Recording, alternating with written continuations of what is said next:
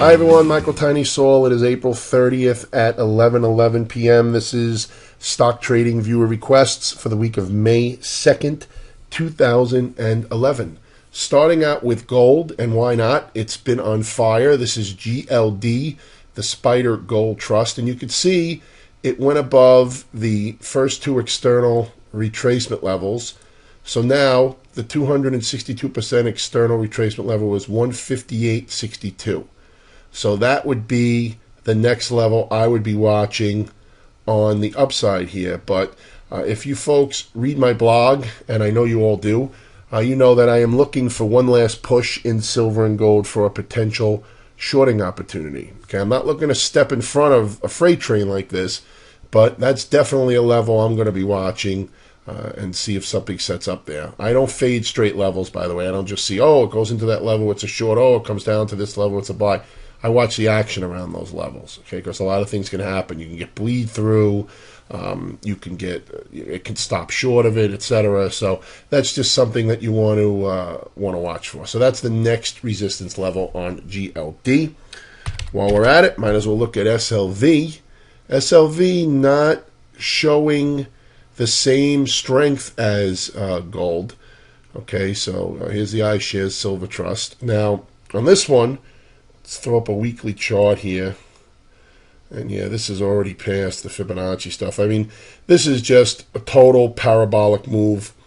And like I said in my blog post, I think silver and gold are both setting up for nice shorting opportunities, but have to wait for patterns. Can't step in front of these things. Can't step in front of these freight trains. Okay, but you could see silver is definitely starting to show signs of stalling out. And obviously, if the bulls come back, that could all change quickly. Let's look at Riverbed.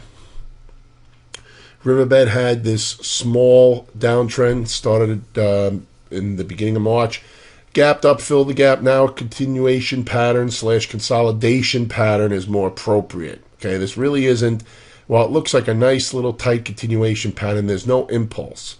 So it's more of a consolidation pattern, which means that we can watch it from both sides here.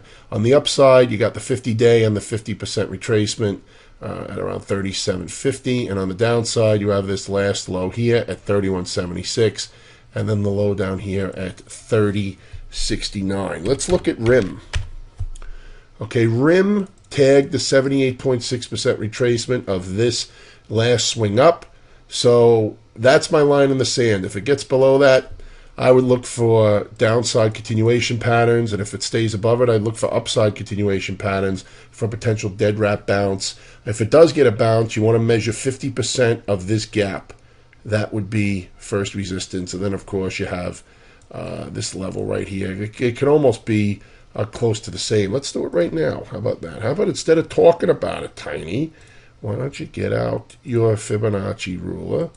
Okay, you can see the 50% is right around this level. So they're both around the same level. That would be the upside target on this one. And remember, I don't manage the viewer request list. Okay, I just do them to start the week, and then that's it. I just do technical analysis on them. I don't really give triggers. I just give opinions, and like I do on all the videos, and I just do the technical analysis. So if I like the request, in other words, if I think that it's a good trading opportunity, I'll put it on the watch list.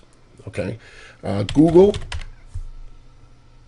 Okay, Google came up. I was watching this for a short side entry in the watch list. Instead, it went higher. Now the 20 EMA is the next resistance up here, 549. So call it 550. Okay, that's what I'm watching for potential resistance on there. All right, on the downside, I mean, you have the 10-day moving average that's now underneath. You also have this little lap fill here, right, at 432.82. I don't think we closed that. No, we did not. So 532.82. 532.82 is the lap fill on that, in case it went down instead of up. Ford. Okay, Ford, somebody asked me, is this a cup and handle? I mean, it could be one. I know it's definitely not a perfect one, but it definitely has the appearance of one. It is over all its moving averages. It did have this little pullback here, so and you can see the volume pulling in. Only 40 million shares traded on Friday, right? Anyway, so something like this, I like to watch the little end part of the hammer here and see if it gets confirmation and breaks out. All right, and you got some resistance up here, the top of this tall red candle, and the middle of this tall red candle. So 17 and basically 18 for potential resistance on this one. And on the downside, you got all the moving averages as potential support. AutoZone. Okay, AutoZone still looks bullish here. Looks like it's in a nice little bull flag here. This one almost made the watch list for the week, but it didn't quite make it there. But it does look like a potential bull flag here.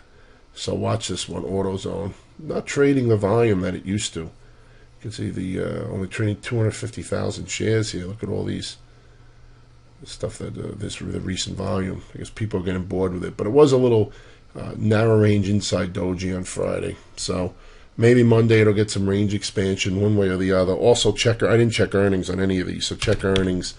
Maybe they're set to release next week or something. All right, here's Jacobs Engineering Group. Okay, this is, in my opinion, just sideways. I don't, it looks like the range can be perhaps channeled. Right, here's the little triangle there. This to me is an equality pattern, though. That's my opinion. Okay, maybe it'll set up next week. Who knows? DNDN. Okay, big move. This thing has been just a monster. Had the pullback at the big expansion on Friday. Let's look at the weekly chart. We get the Fibonacci grid out. Do this. And you can see 45.31 is the next resistance on the upside. Okay, that's for DNDN. Wouldn't be a viewer request without Caterpillar. Caterpillar popped up above the retracement. Let's take a look at what we can watch for now. Okay, and I'll have to pause this and come right back. Okay, so you have 117.17 and then 121.30 on the upside.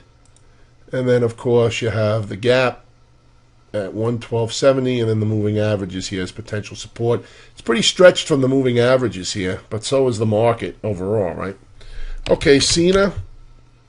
Cena looks like it's in a bull flag. See, I already have the lines drawn in here.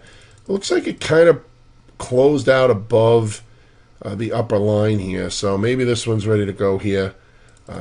This one I feel is a little stretched, but it's definitely a bull flag, so just watch this one. The target, of course, is a test of the highs up at 147.12. And then finally, Dang. All right, this one, yeah, I mean, maybe this is a double bottom here, and I just, it's a little sloppy for me. I just can't see anything on this one. So, no opinion on that. That's it.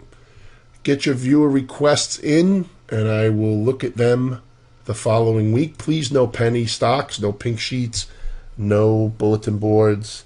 My contact info is at the front of this video. Have a great trading week.